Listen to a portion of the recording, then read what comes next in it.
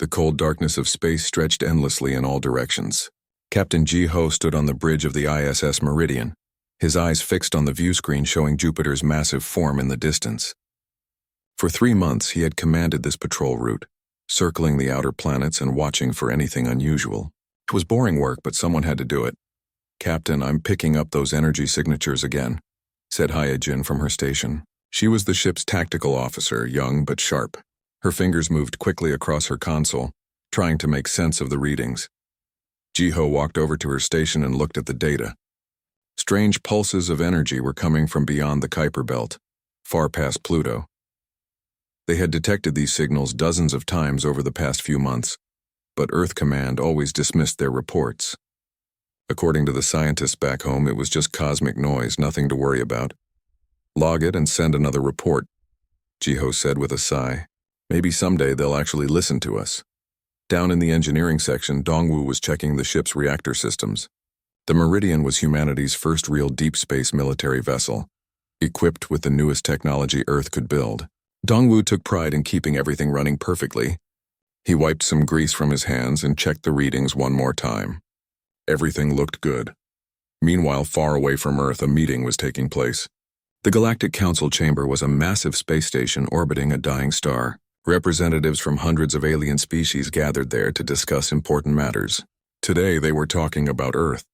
Ambassador Velthara, a tall being with 4 arms and skin that shimmered like oil, stood before the council. She belonged to the Kryn Empire, one of the oldest civilizations in the galaxy. For the past several years, she had been assigned to monitor Earth from a safe distance. It was punishment duty, really. Earth was classified as a protected developmental species, which meant the Council had decided humans were too primitive to contact. Watching over such a backwards planet was considered the worst job in the diplomatic service. Earth remains in its isolated state, Velthara reported in a bored tone.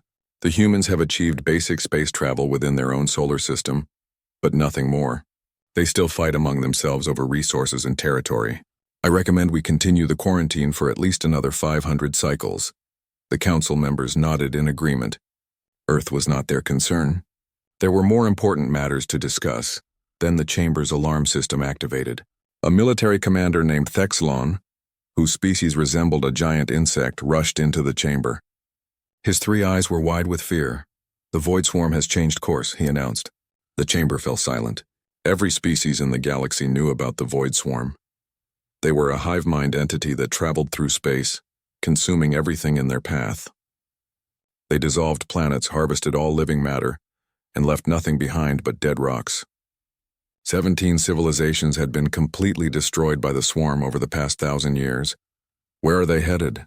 asked the council chairman. Thexlon brought up a holographic display showing the swarm's projected path. A cold feeling spread through the chamber as everyone realized the truth. The swarm was heading directly toward Earth's solar system. "How long do we have?" Velthara asked. 30 standard cycles, Thexlon replied. "Maybe less." The council erupted in discussion. Some members suggested warning Earth, but others disagreed. What good would it do? Humans didn't have the technology to fight the swarm. They didn't even have basic energy shields. Warning them would only cause panic during their final days. "We should evacuate all council personnel from that sector immediately," Thexlon said. "The swarm cannot be stopped. We can only survive by fleeing before they arrive." The council voted. It was decided that Earth was not worth defending. All council ships and observation posts near Earth would be withdrawn. The humans would face their fate alone.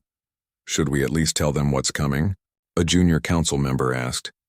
After more discussion, they agreed to send one automated warning beacon to Earth. It would arrive just days before the swarm did. The message would be simple: evacuation is impossible.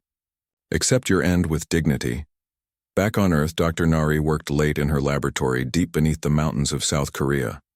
The Black Mountain Research Facility was Earth's most classified location.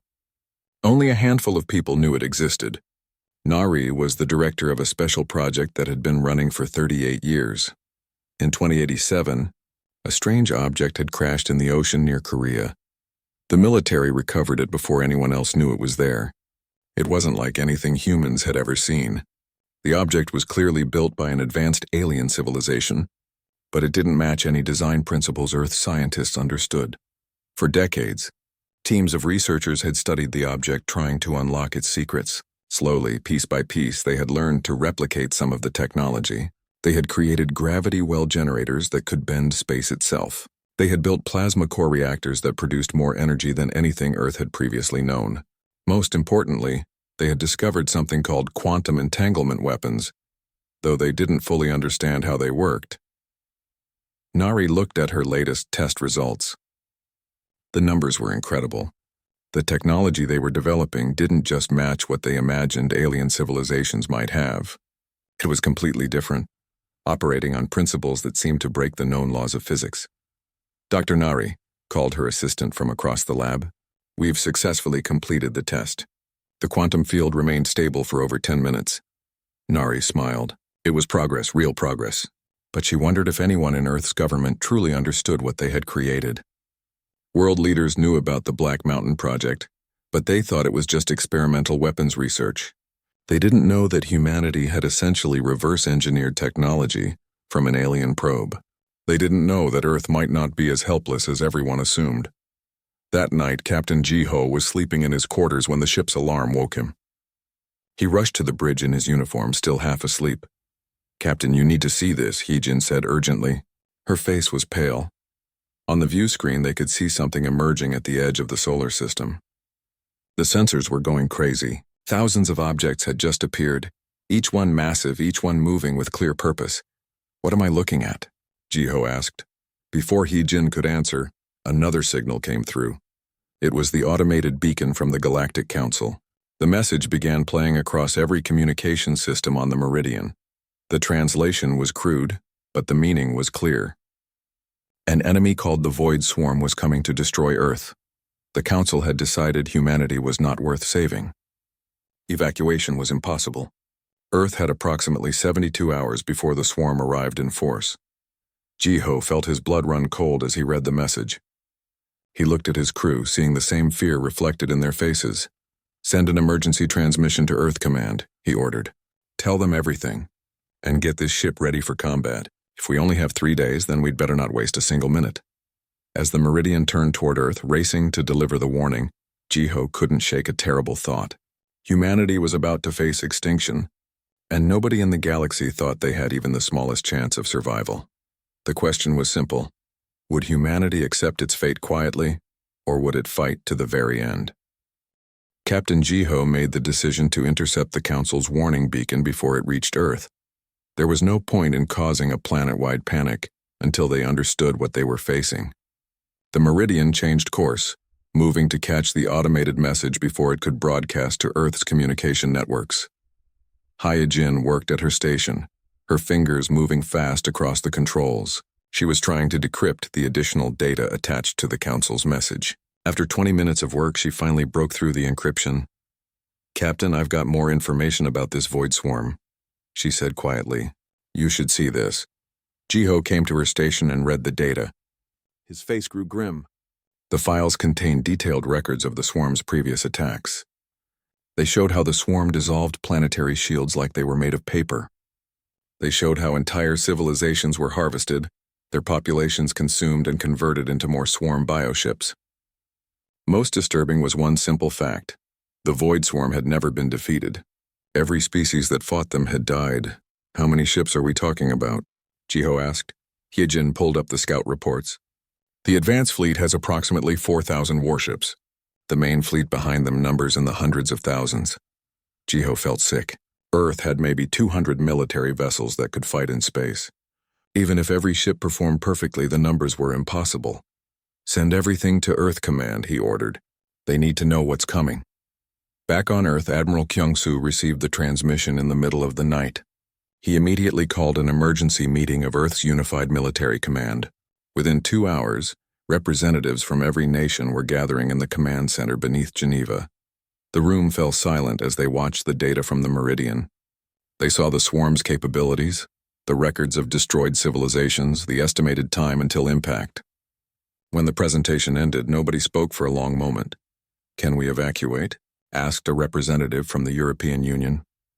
"We have maybe 50 ships capable of carrying civilians," answered a logistics officer. Each ship can hold about 200 people. That's 10,000 people total. Earth's population is over 11 billion. The math was brutal. Even if they worked miracles, they could save less than 1% of humanity. Everyone else would die when the swarm arrived.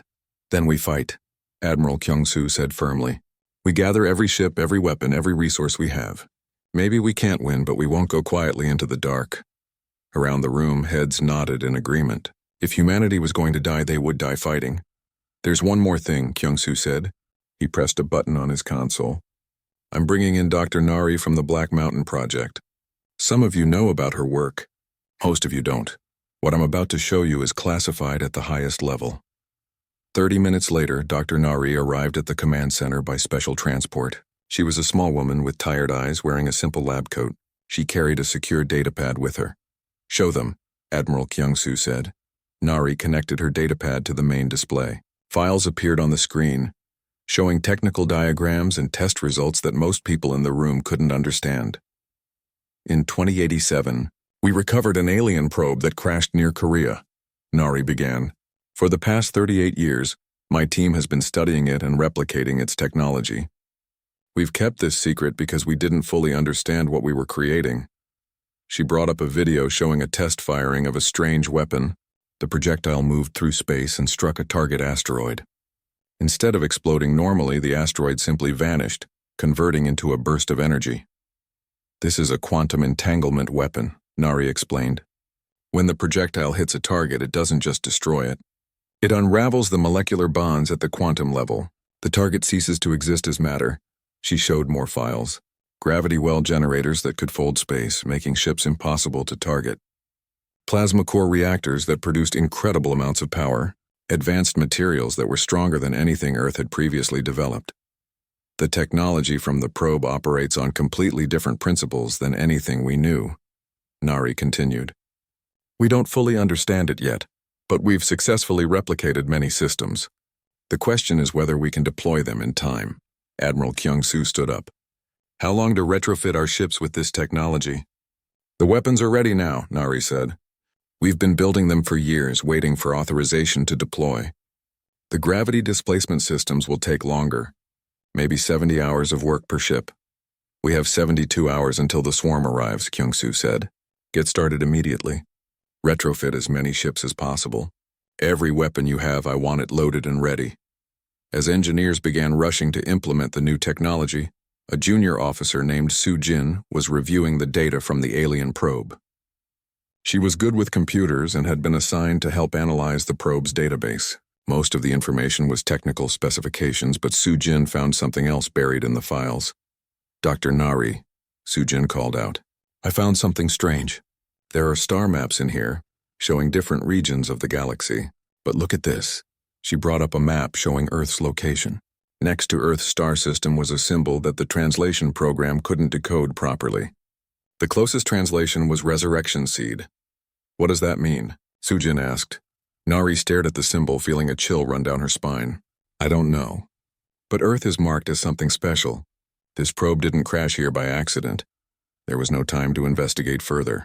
The entire planet was mobilizing for war. Every military base went to full alert.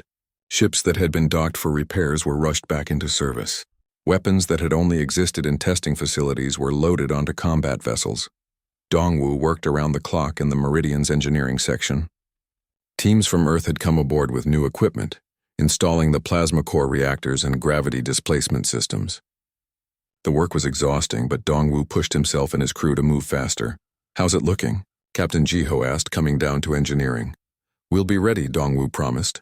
The new reactor is online and we're installing the displacement field generators now. Give me another 6 hours. Similar work was happening on every human warship. Engineers worked without sleeping, knowing that every minute mattered. The quantum weapons were distributed, each ship receiving as many as it could carry. Far away, Ambassador Velthara watched from her retreating ship. The Council had ordered all personnel to evacuate the sector. As her ship fled to safety, Velthara kept her sensors pointed at Earth, recording everything that happened. She watched as human ships gathered, forming defensive positions around their planet. She saw how they worked frantically to prepare. Part of her felt sad. The humans didn't understand how hopeless this was. The void swarm would sweep through them like they were insects. Still, there was something admirable about their determination. They knew they couldn't win, but they were going to fight anyway. Perhaps humans were more interesting than she had thought. Should we stay and observe? Asked her second officer. No, Velthara said. The council's orders are clear. We document from a safe distance. When the swarm finishes, we'll return to collect data for the archives. As her ship jumped to faster-than-light travel, Velthara took one last look at the blue planet. In 72 hours, it would probably be a dead world. On Earth, Admiral Kyung-Soo prepared to address the planet. Every television, every radio, every communication device would broadcast his message. Humanity deserved to know the truth, people of Earth, he began. In 3 days, an enemy will arrive at our world. They are called the Void Swarm, and they have destroyed many civilizations before us. The galaxy's council has decided we are not worth saving. They have fled, leaving us to face this threat alone. He paused, letting the words sink in. But we are not helpless. We are not victims. For decades, we have been preparing for this moment, though we didn't know it. We have technology that even the council doesn't understand. We have weapons they have never seen. Most importantly, we have something they have never had. The will to stand together when extinction comes calling. Around the world, people watched and listened. There was fear, yes, but also something else. A determination to survive, a refusal to accept defeat. In 3 days, we will show the galaxy who we are, Kyung-Soo concluded. We are humanity. We do not surrender. We do not run. We hold the line no matter what comes against us. And when the battle is over, the galaxy will know our name. As the message ended, Captain Ji-ho stood on the Meridian's bridge, looking at the stars. Somewhere out there, the Void Swarm was coming. Let them come. Humanity would be ready. The first wave of the Void Swarm emerged near Mars orbit, exactly 72 hours after the warning beacon arrived. Captain Ji-ho watched from the Meridian's bridge as 4,000 enemy warships materialized from faster-than-light travel. Each ship was enormous, roughly the size of a small city. They were organic-looking things, covered in what appeared to be living armor that pulsed with sickly green light.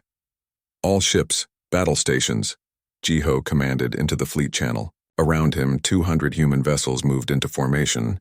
It looked pathetic compared to the massive swarm fleet, but it was everything Earth had. Far away, Ambassador Velthara watched through her ship's long-range sensors. The Council had established observation posts at a safe distance, recording what they expected would be humanity's final moments. Velthara studied the human ships carefully. Something seemed wrong. Why don't their ships have energy shields? Her tactical officer asked. Even the most primitive species we've encountered understand basic shield technology. Velthara had wondered the same thing. The human vessels appeared to rely on simple metal armor, like something from the ancient past. Their weapons looked like basic kinetic railguns, the kind of primitive technology that hadn't been used in warfare for thousands of years. Perhaps they never developed that technology, Velthara said. They are a young species after all. The swarm didn't wait. Their first attack was brutal and efficient. Dozens of bioships launched what the Council called acid spore torpedoes. These weapons melted through any matter they touched, dissolving even the strongest alloys in seconds. 3 human destroyers took direct hits. Their hulls began to dissolve, metal turning to liquid as the acid spores did their work. Velthara watched crew members evacuate in escape pods before their ships fell apart. It's over, her tactical officer said sadly. Without shields, they cannot survive. But then something strange happened. Hee-jin, sitting at her tactical station on the Meridian, spoke calmly into the fleet channel. All ships activate Project Prometheus now. Suddenly, the human fleet vanished from all sensors. The swarm's targeting systems lost lock. Their weapons stopped tracking. To every observer, it appeared as if the human ships had simply ceased to exist. What just happened? Velthara demanded. Where did they go? Her sensors showed empty space where moments before there had been nearly 200 warships. The swarm seemed equally confused, their hive mind taking a moment to process this unexpected development. Inside the Meridian, Dongwu monitored the new gravity displacement system. Field generators holding stable, Captain. We're existing about 3 centimeters sideways from normal space. Ji-ho smiled grimly. Dr. Nari's team hadn't developed shields because they had created something better. Instead of blocking attacks, human ships simply shifted slightly out of normal reality. The swarm's weapons were passing through empty space while the human vessels remained untouched, existing in a fold of space-time. All ships. Target lock and fire at will, Jiho commanded. The human railguns opened fire. Tungsten slugs accelerated to incredible speeds, wrapped in quantum entanglement fields that Dr. Nari's team had perfected over years of research. When the first round struck swarm ships, the results were spectacular. The bioships didn't explode. They didn't burn. They simply unraveled. The quantum fields disrupted molecular bonds at the most basic level, causing matter to convert directly into high-energy radiation. Entire swarm warships ceased to exist, leaving only brilliant flashes of light where they had been. Velthara stared at her sensor readings in disbelief. That's not possible. Those weapons are operating on principles we don't understand. Within minutes, the tide of battle shifted. The swarm's first wave, which had seemed overwhelming, was being systematically erased. Their acid spores couldn't hit targets they couldn't detect. Their bioarmor meant nothing against weapons that unraveled matter at the quantum level. Hai Yi-jin coordinated the attack with cold efficiency. Targets Beta through Delta. Concentrate fire. Charlie Squadron, sweep left flank. The human fleet moved like a well-trained machine. Captains who had spent years training together now fought as one coordinated force. The swarm's hive mind gave them unity, but humanity's individual commanders could adapt and improvise in ways the swarm couldn't match. After 20 minutes of combat, the first wave was completely destroyed. 4,000 swarm warships had been reduced to scattered atoms and radiation. Not a single human vessel had been lost after the initial 3 destroyers. On Earth, Admiral Kyung-soo received the battle reports. Around him, the command center erupted in cheers. Against all odds, against an enemy that had never been defeated, humanity had won its first engagement. But Kyung-soo didn't celebrate. He was reading the long-range sensor reports, and what he saw made his blood run cold. Silence, he commanded. The room fell quiet. The first wave is destroyed, but look at the main swarm fleet. The display showed the true swarm armada, still several days away. Hundreds of thousands of warships, all headed for Earth. The first wave had been nothing but a scouting force. We used a lot of power in that engagement, Dongwu reported to Captain Jiho. The quantum weapons are overheating. We can manage maybe 2 more battles at that intensity before the reactors need a full cooldown. Jiho understood the problem immediately. They had won the first battle, but it was just the beginning. The swarm would keep coming, wave after wave, until humanity's weapons failed or Earth ran out of ships. What about production? Jiho asked. Can we build more quantum weapons? Not in time, Dongwu said grimly. Each weapon takes weeks to manufacture. We used everything Dr. Nari's team had built. Back at the Black Mountain facility, Dr. Nari and Officer Su-jin were working desperately to find answers. Su-jin had been investigating the resurrection seed designation she had found in the probe's database. Dr. Nari, I think I found something, Su-jin said urgently. There are activation codes buried in the probe's core systems. They reference locations throughout the solar system. Nari came over to look at the data. What she saw made her heart race. The codes pointed to specific coordinates on Earth, on the Moon, on Mars, and throughout the asteroid belt. What are these locations? Nari asked. Su-jin brought up a geological analysis. According to our deep scan satellites, there are massive artificial structures at each of these coordinates. They're buried deep underground or hidden in ways our sensors never detected before. Some of them have been there for millions of years. Millions of years, Nari repeated in shock. That's impossible. Humans didn't even exist millions of years ago. Exactly, Su-jin said. These structures were built by someone else long before humanity evolved. And according to the probe's data, they're waiting to be activated. Dr. Nari stared at the information, her mind racing. The probe hadn't crashed on Earth by accident. Earth wasn't randomly chosen to be protected. Something about their planet, about humanity itself, was special. The probe had been left for them to find, and the ancient structures were waiting for humans to reach the right level of technology. We need to tell Admiral Kyung-soo, Nari said. If these structures are weapons, we might have a chance. There's something else, Su-jin added quietly. I decrypted more of the probe's historical files. The Void Swarm has encountered worlds like Earth before, worlds marked as resurrection seeds. They destroyed 10 of them before the seeds could fully awaken. Earth and one other world are all that remain. Nari felt a chill run through her. They know. The swarm knows what Earth represents. That's why they changed course to come here. She grabbed her communication device and contacted Admiral Kyung-soo directly. When his face appeared on the screen, she didn't waste time with pleasantries. Admiral, Earth isn't what we thought it was. There are ancient installations throughout our solar system, placed here millions of years ago. They're weapons, and we can activate them. But there's something you need to understand. The swarm isn't attacking us because we're in their way. They're attacking because they know what we are. We're a threat to them even if we don't understand why yet. Kyung-soo listened carefully. Can you activate these weapons? Yes, Nari said. But I need authorization at the highest level. Activating them might change Earth forever. We don't know what will happen. The swarm's main fleet will be here in less than 48 hours, Kyung-soo replied. Whatever these weapons are, we need them. You have full authorization. Activate everything. Dr. Nari nodded and ended the call. She looked at Soo-jin. Get me a team. We have work to do. In orbit above Earth, Captain Ji-ho was reorganizing his fleet when the long-range sensors detected something terrible. The swarm's main fleet had accelerated. Instead of arriving in 48 hours, they would be there in 24. They're adapting, Hee-jin said. The first wave sent back data before it was destroyed. Now the swarm knows we're a real threat. Ji-ho knew what that meant. The swarm would throw everything at Earth now before humanity could prepare further. The real battle was about to begin and they weren't ready. Dr. Nari stood in the deepest level of the Black Mountain facility, surrounded by her team. Soo-jin had decoded the activation sequences from the alien probe, and now they were ready to wake up technology that had been sleeping for millions of years. The weight of what they were about to do pressed down on everyone in the room. Are you sure about this? Asked one of the engineers nervously. We don't know what these systems will do when we turn them on. The swarm will be here in less than 24 hours, Nari replied. We're out of options. Begin the activation sequence. Soo-jin input the first set of codes into the probe's interface. For a moment, nothing happened. Then the ground beneath their feet began to vibrate. Deep beneath the mountains, something ancient was waking up. Around the world, similar activations were happening. In the Arctic, in the depths of the ocean, in deserts and jungles, ancient installations that had been hidden for millions of years began to power up.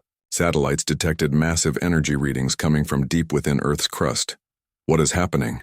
Admiral Kyung-soo demanded from the command center in Geneva. The sensor readings were going crazy, showing power signatures beyond anything human technology should be capable of producing. The systems are coming online, Nari reported over the communication link. But there's more. Soo-jin found additional files in the probe. We know what Earth really is now. She brought up a holographic display showing Earth's history, but not the history humans had known. This history went back millions of years to a time before humans existed. An ancient race called the Architects once controlled much of the galaxy, Nari explained. They fought a war against the Void Swarm. It was a war that lasted thousands of years. The Architects won, but the cost was terrible. Their entire civilization died in the process of defeating the swarm. The hologram showed images of the Architects, beings of pure energy contained in crystalline forms. They had been incredibly advanced, mastering technologies that seemed like magic. Before they died, the Architects did something remarkable, Nari continued. They seeded 12 worlds throughout the galaxy with genetic templates and hidden technology. These worlds were designed to eventually give rise to new civilizations that would inherit the Architects' mission. Earth was one of those 12 seeds. Admiral Kyung-soo stared at the hologram. You're saying humanity was designed? That we're not natural? Not designed, Nari corrected. Guided. The Architects didn't create humans directly. They influenced our evolution over millions of years, pushing us toward developing intelligence, technology, and social cooperation. The probe we found wasn't an accident. It was left for us to discover when we reached the right level of development. And the quantum weapons? Kyung-soo asked. The gravity displacement systems? They're not alien technology we copied, Nari said. They're racial memories encoded in our DNA. When our scientists studied the probe, it triggered something in us. We didn't learn how to build these weapons. We remembered. The implications were staggering. Humanity wasn't just another random species. They were the heirs to the most advanced civilization the galaxy had ever known. How many of these seed worlds still exist? Kyung-soo asked. Soo-jin answered this time. The swarm destroyed 10 of them before they could fully awaken. Earth and one other world are all that remains of the Architect's legacy. That's why the swarm came here. They know what we represent. On the moon, ancient structures were breaking through the surface. What had been thought to be simple craters were actually concealed weapon platforms. The moon itself wasn't entirely natural.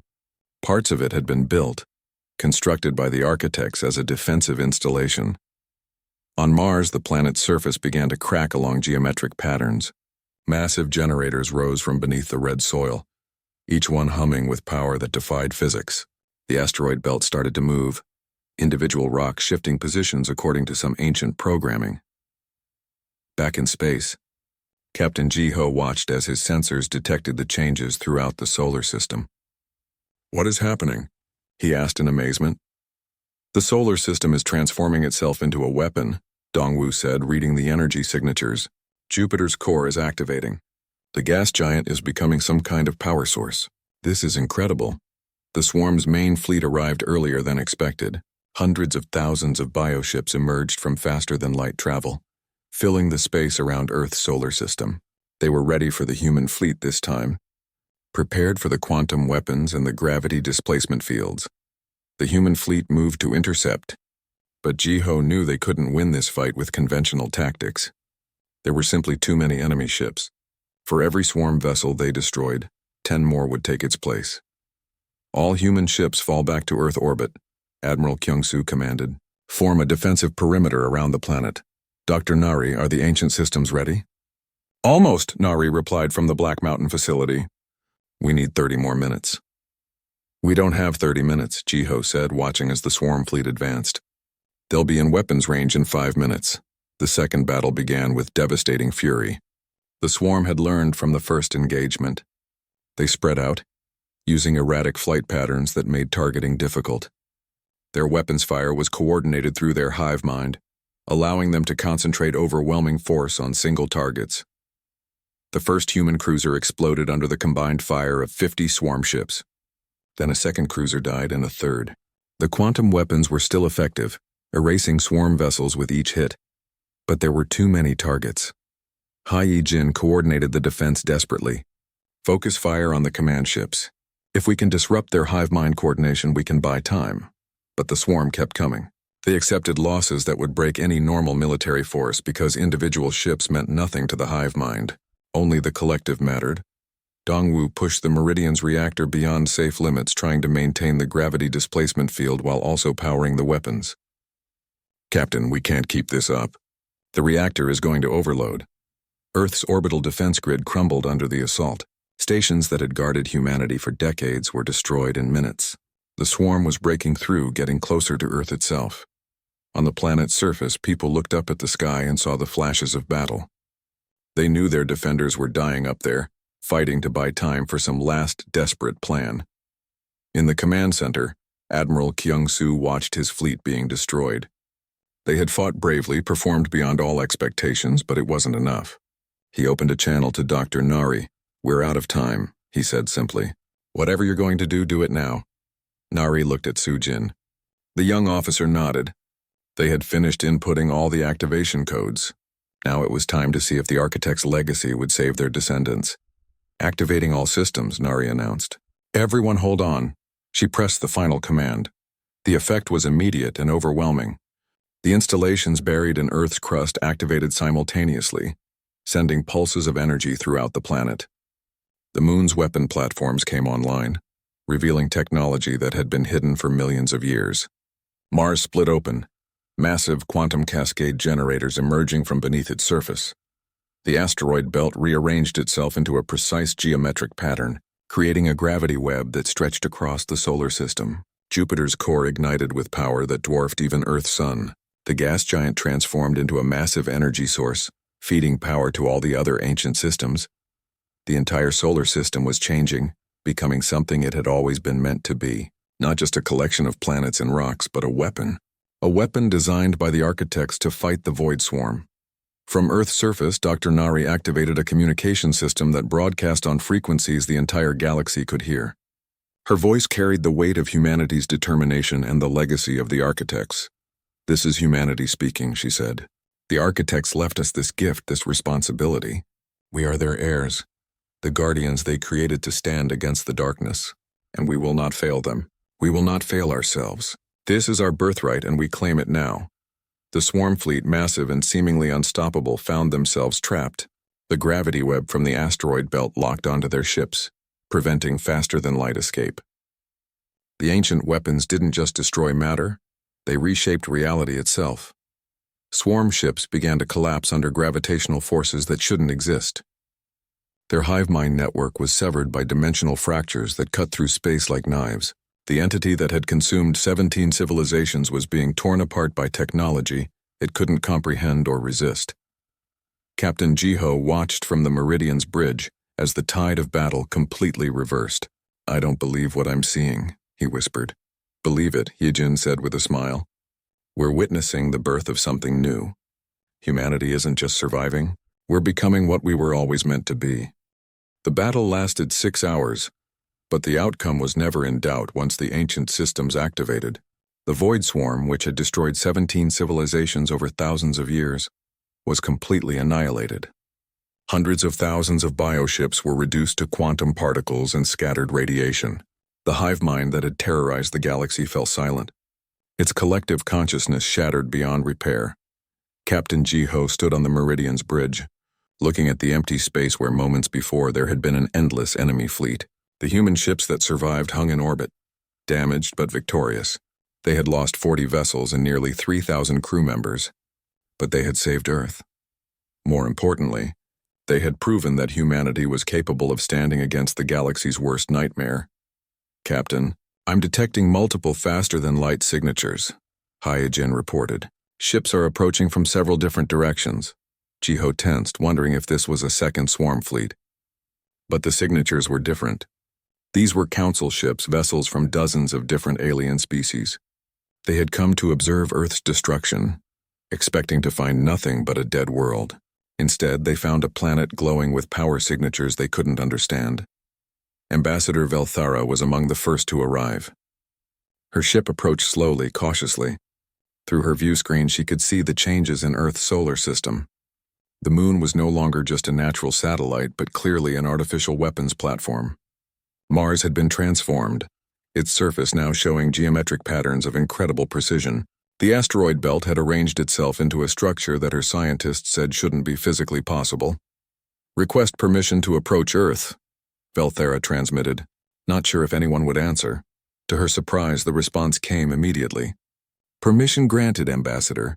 Admiral Kyung-soo of Earth's Unified Command welcomes you. Coordinates for landing are being transmitted now." For the first time in her career, Velthara felt genuine nervousness. She was about to set foot on a world that had just demonstrated technology, thousands of years beyond anything the Council possessed. More than that, she was about to meet a species that the Council had dismissed as primitive children. The landing site was in Geneva, at Earth's Military Command Center. As Velthara's shuttle descended, she could see the damage from the battle. Parts of the city had been hit by swarm weapons that penetrated the defense grid. Buildings were destroyed and rescue teams were still searching for survivors. Humanity had won, but the cost had been real. Admiral Kyung-soo met her at the landing pad, flanked by 2 soldiers. He was a tall man with gray hair and tired eyes, wearing a military uniform that showed the wear of long hours in combat. "Ambassador Velthara," he said formally. "Welcome to Earth. I apologize for the circumstances of our first meeting." Velthara studied him carefully. There was no arrogance in his manner, no hostility. Despite everything that had happened, despite the Council abandoning Earth to its fate, this human showed only professional courtesy. "Admiral, I must convey the Council's apologies," Velthara said. "We were wrong about humanity. We were wrong about Earth. The Council believed you were too primitive to save, but you have demonstrated capabilities that exceed our understanding." "We didn't do this alone," Kyung-soo replied. "Come, there are people you should meet." He led her deep into the command center where Dr. Nari and Soo-jin were working at computer terminals. Around them, screens displayed data about the ancient architect systems and the battle that had just concluded. "This is Dr. Nari, director of our research programs," Kyung-soo introduced. "She can explain what Earth really is." Over the next hour, Dr. Nari told Velthara everything. The architects, the seed worlds, the genetic guidance that had shaped humanity's evolution. She showed the ambassador the alien probe and explained how human scientists had unlocked racial memories encoded in their DNA. Velthara listened in growing amazement. "The architects," she whispered. "We thought they were legends. The Council's oldest records mention them, but we believed the stories were myths." "They were real," Dr. Nari said, "and they created us in a way. Not directly, but they set humanity on a path that would lead to this moment. We're their legacy, their answer to the Void Swarm." "Only one other," Sujin answered. "The swarm destroyed 10 before they could awaken. Earth and one other world are all that remains of the architect's plan." Velthara felt the weight of this knowledge. Humanity wasn't just another species. They were the heirs to the most advanced civilization the galaxy had ever known, and they had just proven they could use that inheritance to defend not just themselves, but potentially the entire galaxy. "What will you do now?" Velthara asked Admiral Kyung-Soo. "That depends on the Council," Kyung-Soo replied. "You placed Earth under quarantine, classifying us as a protected species too primitive for contact. That classification is obviously wrong. We want to take our place in galactic society, but we want it as equals, not as subordinates." Velthara understood what he was saying. Humanity wasn't asking for permission, they were stating terms. "The Council will need to formally revise your classification," she said, "but I can promise you, after what we witnessed today, you will be treated as equals, more than equals. Humanity has technology and weapons that no other species possesses. You could dominate the galaxy if you chose to." "We don't want domination," Kyung-Soo said firmly. "We want partnership. The galaxy faces threats beyond the swarm. We know this from the architect's records. Humanity is willing to share our technology, but only with species who commit to mutual defense. We won't hoard knowledge that could save lives." This was unprecedented. Species with advanced technology always used it for leverage, for power. But humans were offering to share freely, asking only for cooperation in return. "I will recommend immediate alliance status to the Council," Velthara said. "And I will recommend that humanity be given a seat on the Council itself, with full voting rights." Over the following weeks, representatives from hundreds of species came to Earth. They studied the ancient architect systems, marveled at the quantum weapons, and tried to understand how humanity had achieved what seemed impossible. Captain Jiho received a promotion. He was given command of humanity's first true starship, built with both human innovation and architect technology. The vessel was named Architect's Fist, and its mission was to explore the unknown regions where the architects once ruled. Hyojin became a captain in her own right, commanding a vessel in Earth's expanding defense fleet. Dongwu headed the new Earth Council Joint Engineering Initiative, teaching other species about the technology humans had developed. Dr. Nari and Sujin formed an expedition to search for the 12th seed world. Somewhere in the galaxy, another civilization was developing, guided by architect programming. If they could find them before the next threat emerged, maybe they could save them. Earth's quarantine ended not with humanity begging for acceptance, but with the galaxy seeking humanity's protection. The Council established a permanent embassy in Geneva. Trade agreements were signed. Cultural exchanges began. Humanity stepped onto the galactic stage as leaders, not followers. Ambassador Velthara sent her final report to the Council. It read, "Earth's classification has been revised. No longer a protected developmental species. New classification, Apex Inheritor Species. Recommended status. Full alliance with immediate integration into Council leadership. Personal note. We should be grateful that humans chose to share their power rather than dominate through force. They could have ruled the galaxy by conquest. They chose partnership instead. That decision makes them wiser than any species I have ever encountered. Humanity is not just another member of galactic society. They are its guardians, the inheritors of a legacy that transcends anything we previously understood. The galaxy is safer because Earth survived. We must never forget how close we came to losing that gift." Admiral Kyung-Soo stood before Earth's unified assembly, giving his final address before stepping down from active command. People from every nation watched as he spoke. "For thousands of years, humanity wondered if we were alone in the universe," he said. "When we learned we weren't alone, we discovered we had been classified as children, too primitive to matter. Today we have proven that assessment wrong. We proved it not just with weapons and technology, but with our spirit, our determination, and our refusal to surrender when extinction came calling." He paused, looking at the faces before him. Humanity's strength isn't in the ancient systems we inherited. It's in our capacity to adapt, our willingness to sacrifice, and our determination to protect not just ourselves, but all who cannot protect themselves. We are the architect's legacy, yes, but we are also uniquely human. We bring both gifts to the galaxy. The age of Earth's isolation is over. The age of humanity's purpose has begun. We stand ready to defend those who need defending, to share knowledge with those who seek it, and to face whatever threats emerge from the darkness. We are humanity. We are the architect's heirs. And this is only our beginning. 6 months after the battle, a distress signal reached Earth from the far side of the galaxy. The 12th seed world had been found. It was under attack by a different enemy, something the architect's records had warned about but humanity had never encountered.